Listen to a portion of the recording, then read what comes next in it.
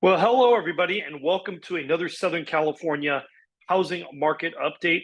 I'm your host, Stephen Meade with Domicile real estate for people who love houses. This is November 7th. I mean, gosh, I can't believe it that we are already in November. Last time we chatted, we were talking about are the heightened interest rates finally starting to have an effect on the market. We saw inventory was actually rising in a time that inventory is normally falling. And yet, here we are with a market that seems to already be changing directions once again. And this kind of raises kind of an interesting question that I had in mind is why do people tend to stick with the devil they know? And I think a really good way to put this is like maybe it's going to date me a little bit, but I think there's a digital corollary today, and that is the idea of changing banks, right? How much trouble, pain, and suffering will you go through with your current bank before you switch? Now, in the old days, it was that you had to get new checks. You might have checks that are outstanding. Of course, today, it's things that are set up on auto pay, all these things that you have cards that are into your debit card is into your digital wallet, all these things that you have to change banks. And the fact is, people will honestly put up with quite a bit. They'll put up with a lot of pain and suffering. And when they eventually make that switch, they think to themselves, why didn't I do this sooner? And really, there's a corollary to that in the housing market. I think a lot of people think that not making a decision is not making a decision, but really you are making a decision. And that decision is to keep doing what you're doing. I think they feel relieved of a choice when in fact they have still actually made a choice that's subject to the pros and cons of all the choices that we make. And let's take a look at what's going on. I thought these results were a little bit surprising, but not when you consider that rates pretty much crested last week and have fallen a little bit since then. We've actually seen some improvement upon that front, and I think the market is reflecting those improvements. So let's go ahead and take a look here. Coming back to the beginning, this is our total active listings in the market, and I've identified this for a couple of weeks now because I think it's worth noting and kind of interesting, and that is normally this time of year, I mean, inventory starts falling hard in November. I mean, really, it just starts falling hard until about the end of the year. And in fact, even this year, it actually fell through the beginning of the year. But look at what we have going on here. We actually started to see some rises through the end of September and October. Though look at how the curve, especially under $1 million, this is flattening out real quick. And I think part of that in the last 2 weeks is we are already seeing the results of those buyers who are getting just a little bit of relief, especially in that entry-level category, a little bit of relief on the rates. And what are they doing? They are running out and saying, let's not let this opportunity slip away. Let's get a home into escrow. So if we go here, if we look at our new listings, this is something else we've got going on, is we are starting to see the number of new listings on the market starting to go down. That's pretty typical. If you were to draw a line through here, where are we? About here off our peak or around where we were towards the beginning of the year. I think we're going to see these new listings really start to dwindle towards the end of the year. That's the effect that we saw last year, and they kind of bottom out right around the new year.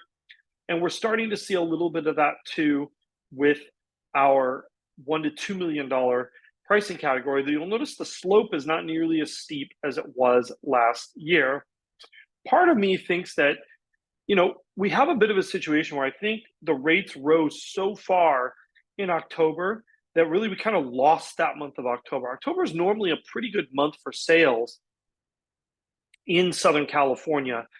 Normally, that's kind of a recovery. Kids are back in school. People are done with vacations. Normally, that month of October is really kind of a banner month. It wasn't this year. And so I think what's happened is we've just kind of delayed that. People push some of those decisions.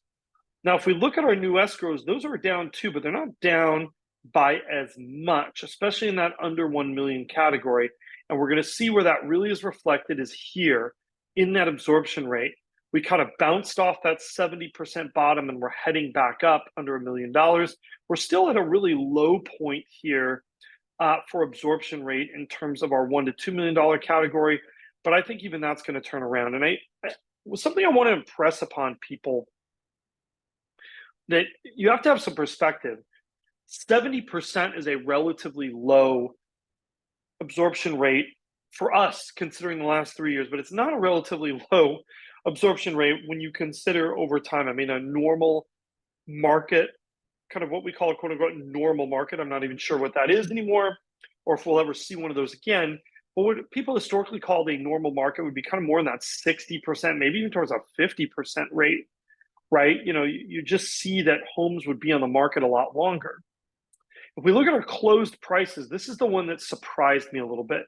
Strong entry-level price growth, right? Remember, these are homes that closed in the last 2 weeks, which means these are homes that were negotiated 4 to 6 weeks ago. Strong performance in the median as well, but these are both still below $1 million when you factor in both single family and condos. And then our 75th percentile, basically a little bit flat. And that number's really been flat as far as you can tell based on, back from May. But what I think is interesting is comparing where we were at this point last year, right? So let's take a look backwards. We were right around $1.25 million. We are right near 1.3 today. That is a pretty decent climb year over year. Look at where we are here in our median. That has climbed. Our entry level has climbed year over year, meaning if you were on the sidelines last November and you said you were going to wait, you were going to stick with the devil that would not have necessarily been a wise move, because not only are those interest rates higher today, but so is the price that you are paying for a home. Now, if we look at our percent still active after 14 days, under $1 million, that has still climbed a little bit, but we're lower than we were at last year, and it's flattened out for 1 to 2 million. What does this mean? That sort of reprieve in competition, that might be starting to go away, and we're going back to a competitive market. If we look at our close to list ratio, we are still over 100% in both of our price categories. And then if we look at our days on market for new contracts, that has really persistently stuck around this 30-day mark versus last year when we're at 40 days. This is really that metric that needs to move significantly. If we're gonna see kind of the level of price softness that I think some buyers are looking for or anticipating.